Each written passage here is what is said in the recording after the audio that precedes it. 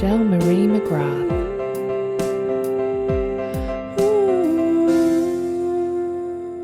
Welcome to Unclassified Woman, and today I'm delighted to be talking to Adrea Peters. For 2 decades, Adrea stole any free moment she could from her hectic career to write stories and articles that included her obsessions: love, physics, food, wellness, logic, grace, cleverness, wordplay, and imagining the best of herself and others. When she got the opportunity to retire at age 42 to write full-time, she didn't hesitate. She graduated valedictorian with a journalism degree from the University of Colorado-Boulder, and later earned a master's in popular fiction writing from Seton Hall University.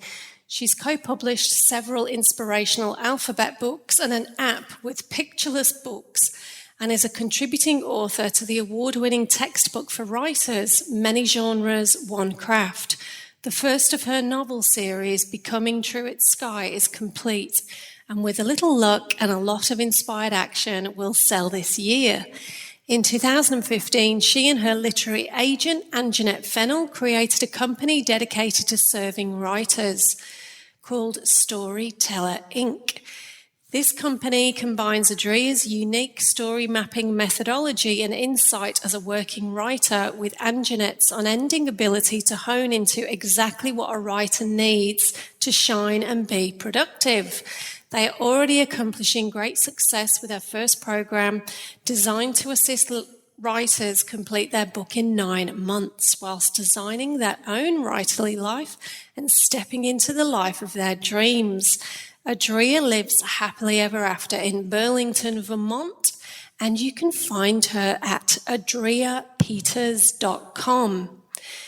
Now, I really enjoyed this conversation with Adrea, and it was interesting for me because she's one of the few ladies that I've spoken to who's in their 40s who's never really been subjected to that questioning from family and friends around having a child. She's never really felt that pressure externally. So it's always fascinating to get these different perspectives, and I really hope that you enjoy. So hi, Adrea. So great to have you here today. Thank you. Good to be here. Really looking forward to our discussion. And so just to give us a little bit of context and background, would you mind sharing a bit about whether you've not had a child due to a personal choice or whether it was circumstantial? Sure. I would say it's both, really. I didn't have that burning desire to be a mom, as we say. And it wasn't that I didn't want to be one. I just didn't. It wasn't something like a lot of my friends say, I know I wanted to have children. And it's just something they absolutely know. For me, it was very important to me and still is to have a partner. And in fact, in my mid-30s, when I was like, if you're going to do this, let's do it. I wasn't with anybody. I was dead cold single.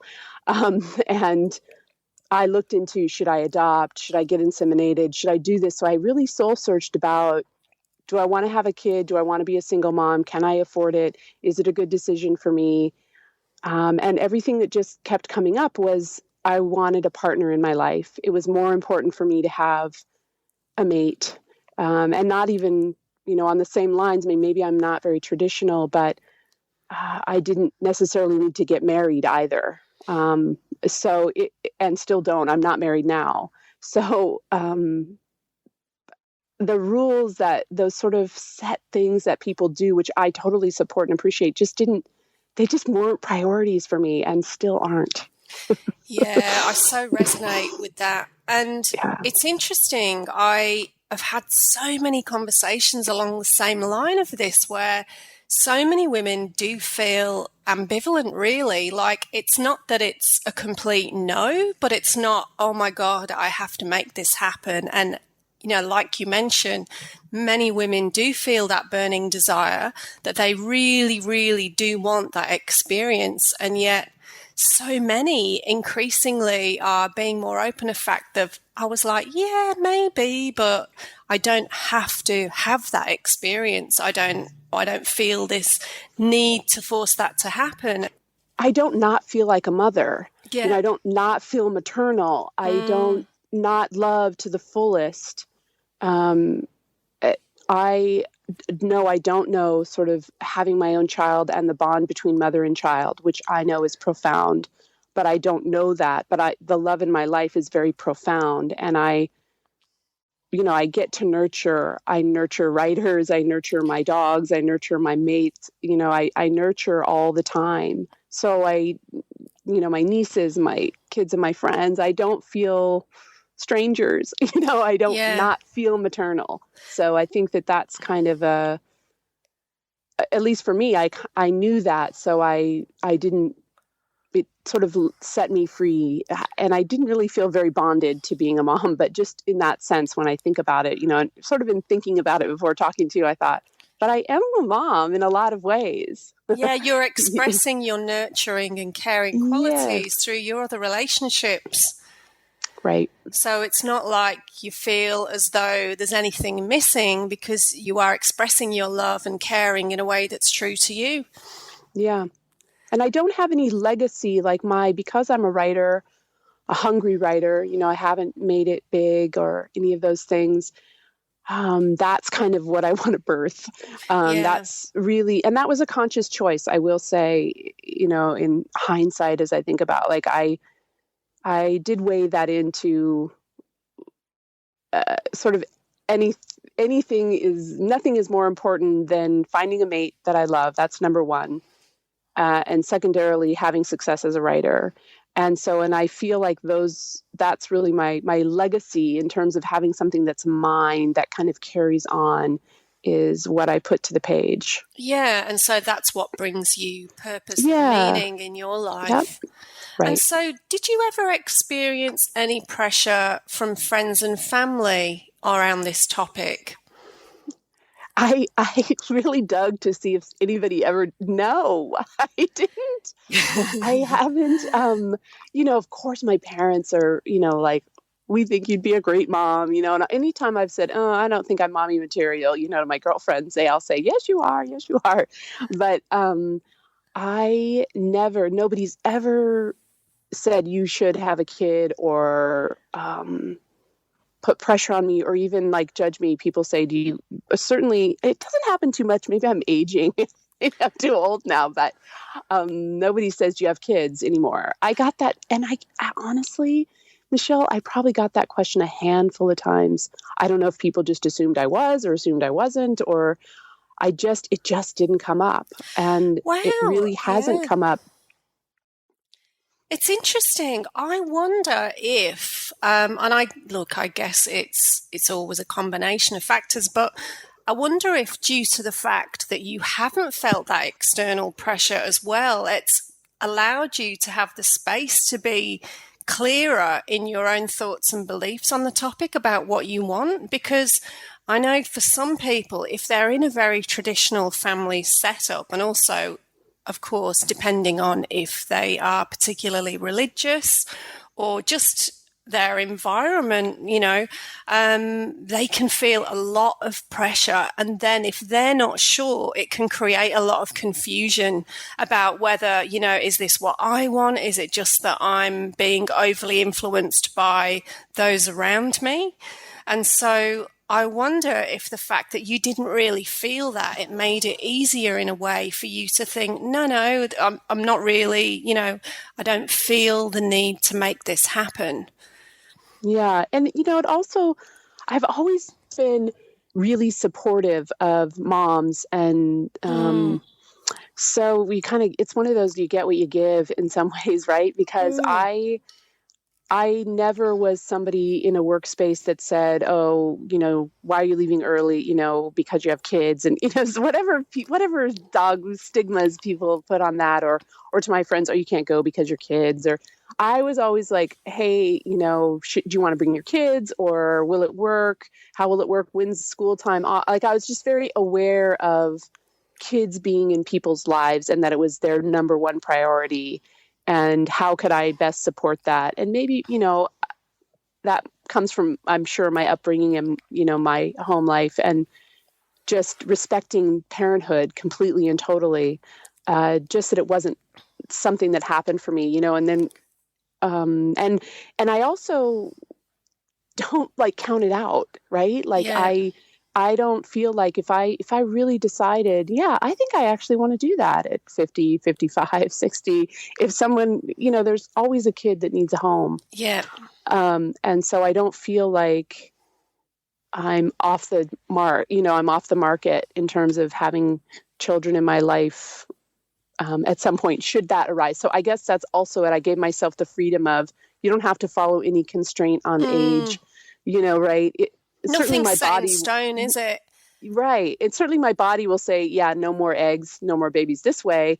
But there's so many options out there. There's so many ways we can mother that I guess I just don't think of it as an ending. I mean, this is a distinct ending. I can never be a mother. Well, there are so many children who need fostering, adopting, supporting, caring in the world. So if you wanted to support children in that way, or sponsor education or anything like that, there are limitless opportunities to do so.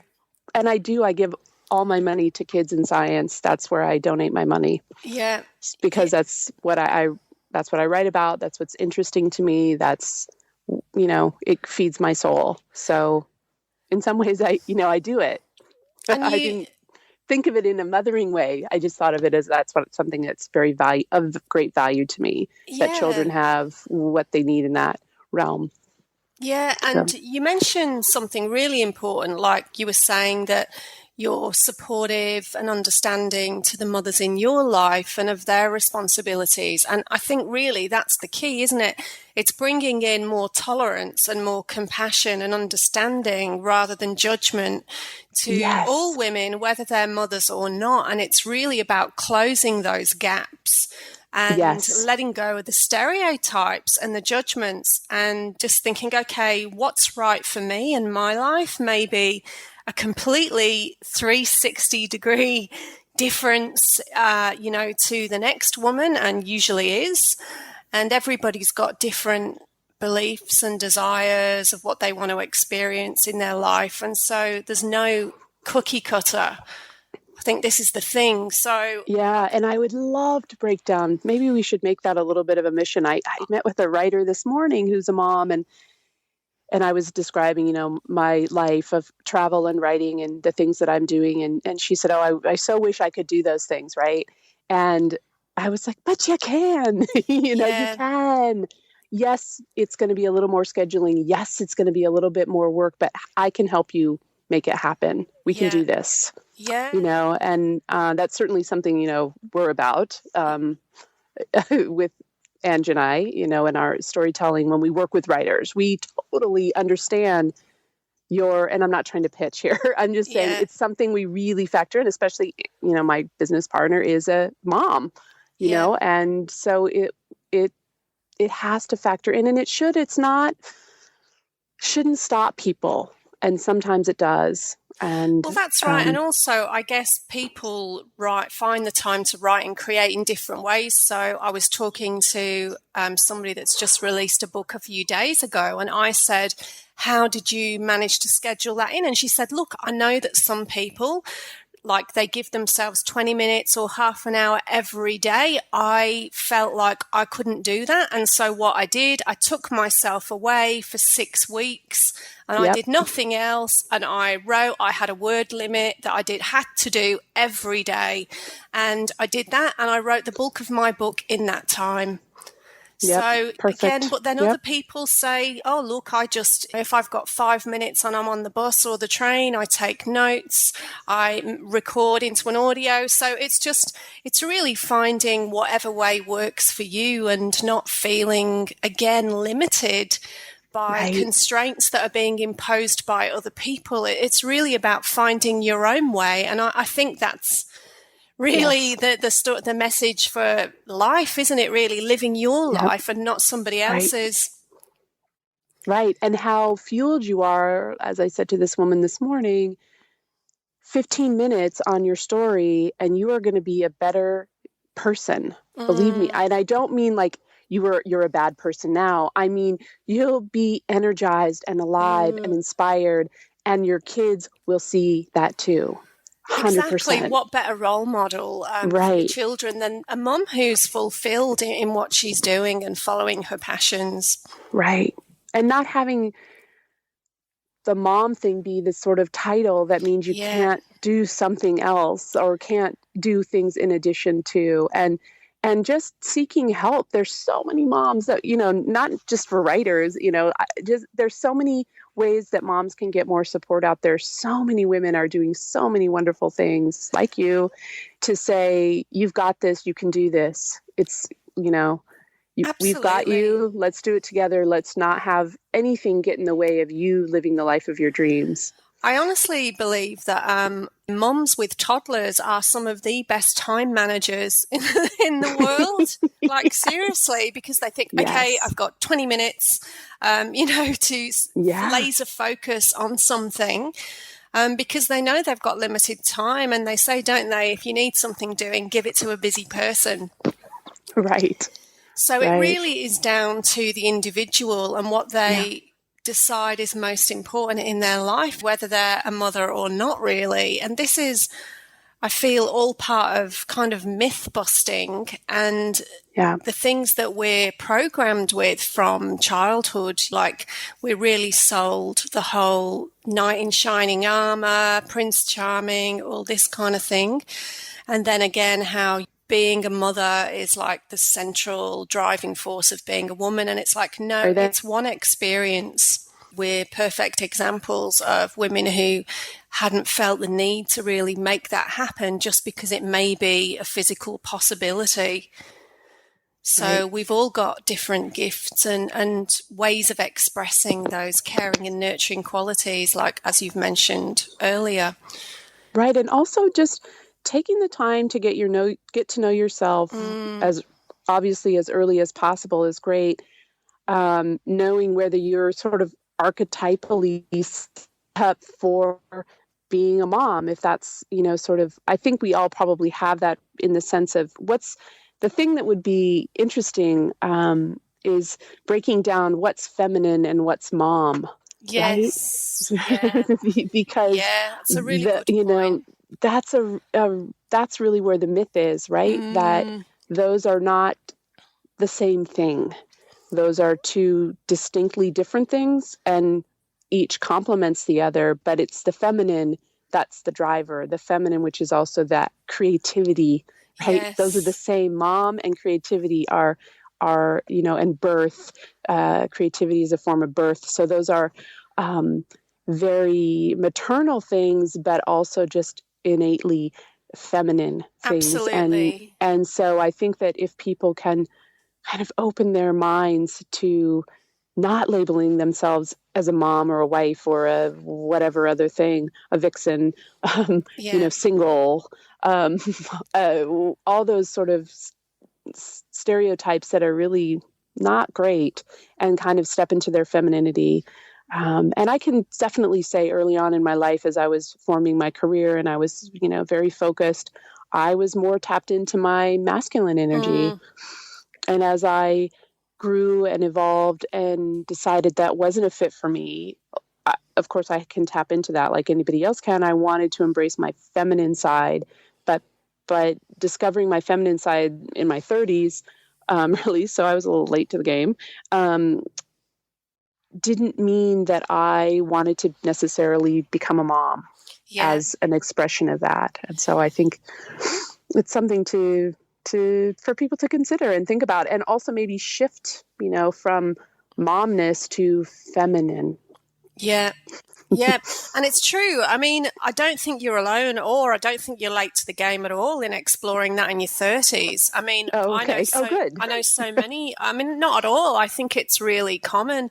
And I know for myself, like when I was working in a corporate environment again, and working mainly with men, you know, again, it's very easy to be very much focused in our active, that dynamic, masculine mindset of really focusing on getting jobs done, go, trying to be much more sort of dominant and proactive in certain scenarios and situations, depending on, you know, the environment that you're in. So I think one of the things that women can often have challenges with, and again, this comes back very much to the feminine energy, is being receptive, being in that space of receptivity and learning to receive, like, because we're naturally givers. Yes. So I think that's where the confusion can sometimes come in with those roles and those energies. And that's why there can be these kind of different blocks to receive and things that we need to almost unlearn how to be. Yes. And I mean, obviously that's a lifelong experience, but again, that often we have to create space for that. But when we're naturally multitasking and, you know, putting everybody else's needs first, and I guess that's very easy to do if you've got young children as well, there can often be that natural guilt that comes in about having that time to themselves. So it's really definitely a challenge, isn't it, of trying to find some kind of balance. And again, I think balance can be a bit of a myth sometimes, but it's just, it's an ongoing journey of self-knowledge and self-awareness, but it's really how we can, support each other in that at different times in our lives. And I mean, we talk about, that creative energy, that creative force, and we're all birthing and giving birth to ourselves and giving birth to other projects and things that are going on in our life, like all the time. We're always creating in one form or another. Yeah, it's interesting that every mom I know wants what we just discussed for their children, but seem to not that they don't want it, but not give it to themselves. And that goes into that receptivity. Yeah. And it would be really nice if moms started to let themselves receive as much, you know, sort of time and space to discover who they are and their, you know, what's important to them, as they would for their children. Yeah. It's I would really say, interesting. And that's the gift of not having children, which is, I hate to even use those words, but I have a lot of time to think about it. Yes. Right? I have a lot of time to think about a lot of stuff, and I don't waste my time.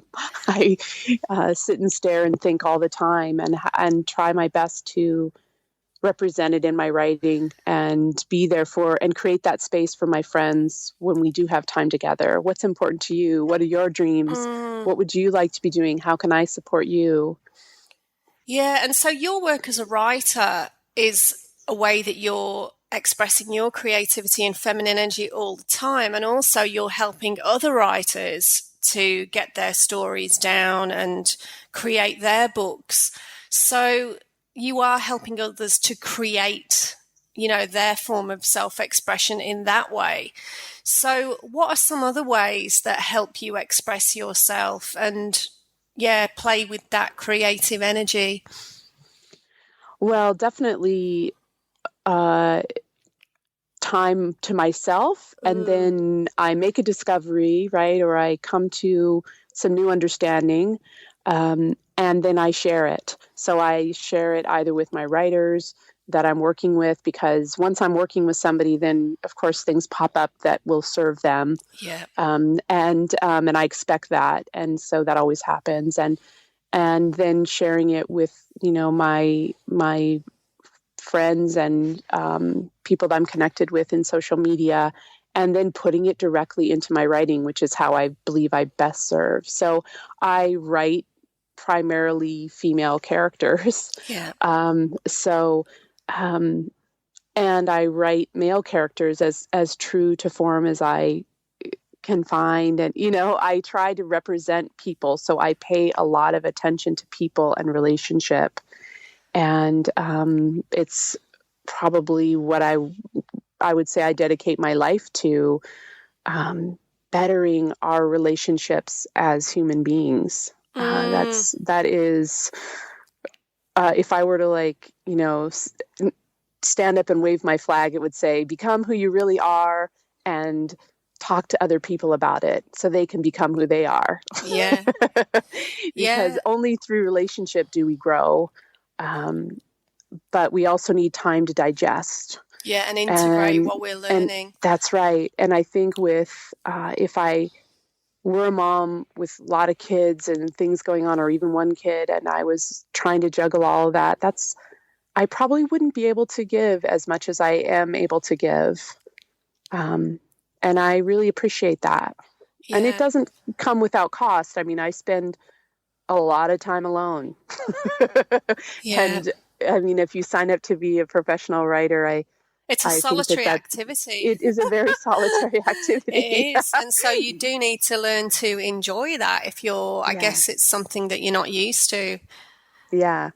Yeah. It's fine with me. I enjoy it very much. Yeah.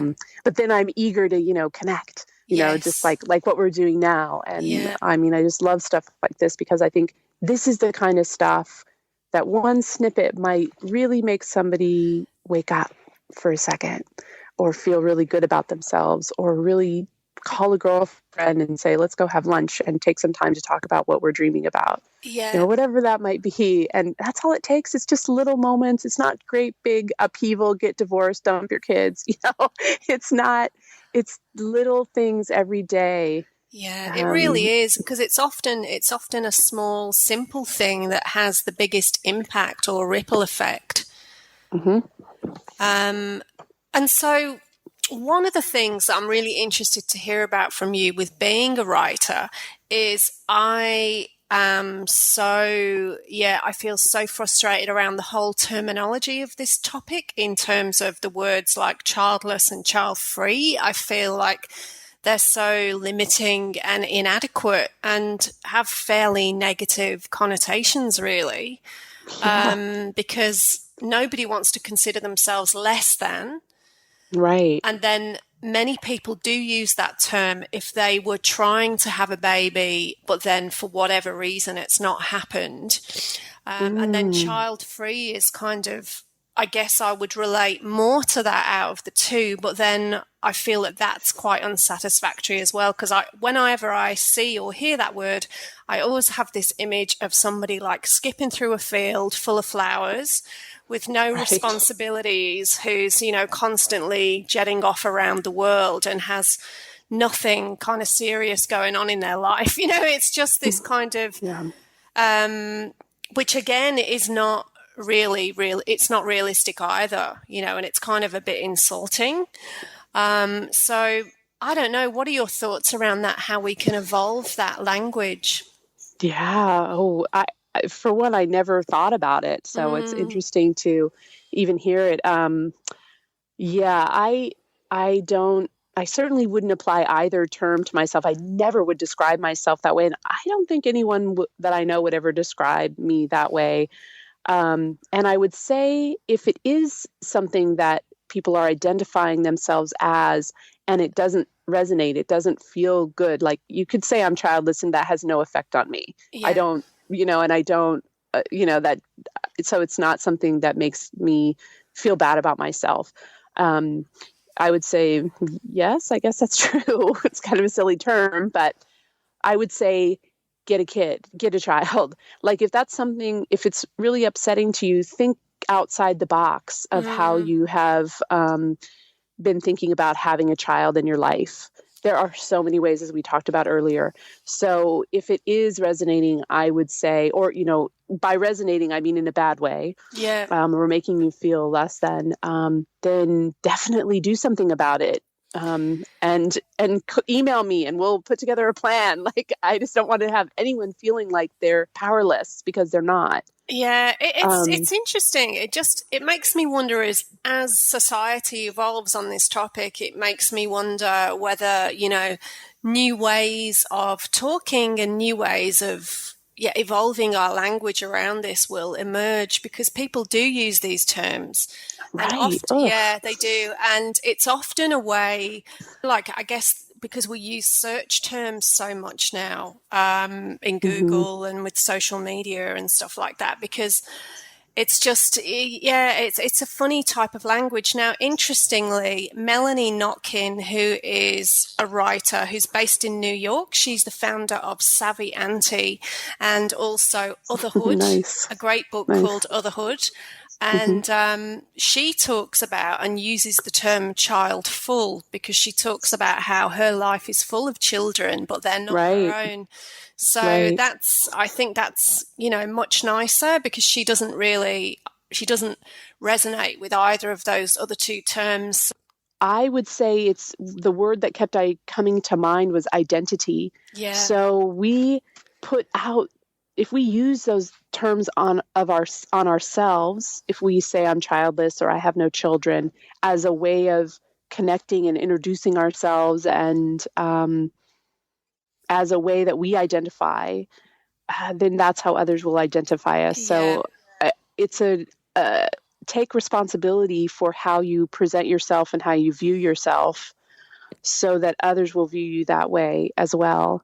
Yeah. And that I don't think I ever talked to one of my girlfriends, and this is not to puff myself up, but to where they don't say, the kids say hi, or my kids love you, or I ask about their kids and I want to know about them, and we connect about their children. And, I have dogs, so a lot of times people ask about my dogs, but a lot of times they don't, and it's just not a way that I walk through life. Yeah. And so I would encourage people to take some time to really think about where they're at and what they're doing, what they're projecting out into the world, and maybe tweak it and think about it a little bit more. And maybe if it's a big deal and they're not going to have children, then to go to the child full, or to follow that woman and really take a look at that a little bit, to, if it is something that's coming up a lot, to take a moment to, and also to respond negatively is not great either. No. To be like, why does everybody have to have kids, kind of, or that sort of thing, or to be defensive about it doesn't help either. So it's a question of identity. It's tricky though. I think especially when people have like conversations where they just meet somebody, and it comes up a lot where people will say, because I know I've experienced this myself a lot. Oh, have you got kids?